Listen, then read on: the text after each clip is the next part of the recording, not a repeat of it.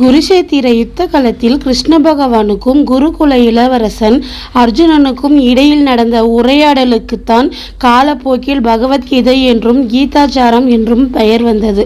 யுத்த களத்தில் தன் பாட்டன் தனது அண்ணன் தம்பிகள் தன்னுடன் சிறு வயதிலிருந்து நண்பர்களாக பழகியவர்களை எதிர்த்து எப்படி சண்டை போடுவது என்று தயங்கி மனம் சோர்ந்து போய் அர்ஜுனன் யுத்தம் செய்ய மறுத்து சண்டையிட முடியாது என்று தனக்கு தேரோட்டியாக வந்திருந்த கிருஷ்ணரிடம் சொன்னான்.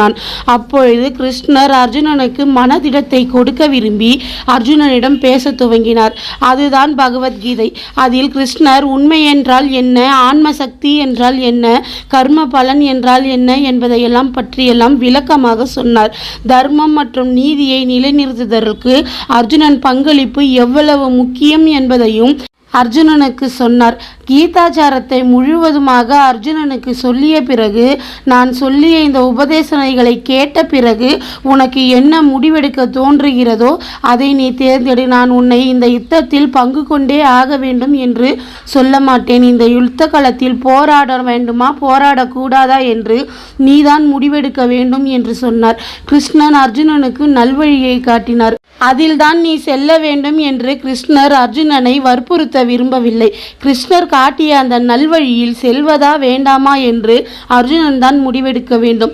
அர்ஜுனனை தானே முடிவெடுக்கும்படி கிருஷ்ணர் சொன்னதற்கு காரணம், கிருஷ்ண பகவான் தனி மனித சுதந்திரத்தில் நம்பிக்கை கொண்டவர் என்பதுதான். ஒவ்வொரு மனிதரும் தான் செய்யும் அனைத்து செயல்களிலும் அவர்களின் சுய விருப்பு வெறுப்பு இருக்க வேண்டும். தங்களது செயலை சுயமாக சுதந்திரத்துடன் அவர்கள் தேர்வு செய்ய வேண்டும். அவற்றின் விளைவுகளையும் அவர்களே அனுபவிக்க வேண்டும் என்பது கிருஷ்ணரின் கருத்து. அர்ஜுனன் ஒரு போர் வீரன். யுத்த களத்தில் அவன் போரிட வேண்டும் என்பது அவன் கடமை. இருப்பினும் அர்ஜுனன் நல்லவன் என்பதால் தன் சொந்தங்களை எதிர்த்து எப்படி போர் செய்வது என்று அர்ஜுனன் மனதால் போராடி கொண்டிருக்கிறான் என்பது கிருஷ்ணருக்கு தெரியும். முடிவை அவன் கரங்களில் ஒப்படைத்தால் அவன் போரிட வேண்டாம் என்று கூட முடிவெடுக்க வாய்ப்பு இருக்கிறது.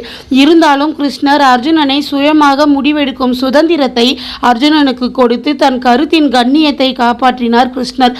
கிருஷ்ணரின் உபதேசனைகளை மனதில் வைத்து தன் குழப்பத்தை போக்கிக் கொண்டு யுத்தம் செய்வது தன்னுடைய கடமை. நன்மைக்கு துணையாக இருந்து நல்லதை செய்ய வேண்டியது ஒரு போர் வீரனின் கடமை. நாம் யுத்தத்தில் பங்கெடுக்க வேண்டும் என்று அர்ஜுனன் முடிவெடுத்தான். சொந்தத்தை எதிர்த்து போரிட வேண்டாம் என்று குழப்பத்தில் இருந்த அர்ஜுனனை கிருஷ்ண பகவான் அவன் விருப்பமின்றி யுத்தத்தில் பங்கேற்க வைக்க விரும்பவில்லை. அதனால் தான் கீதா உபதேசம் முடிந்தவுடன் உனக்கு என்ன தோன்றுகிறதோ அந்த முடிவை நீயே எடுப்பார்த்தா என்று சொல்லிவிட்டார்.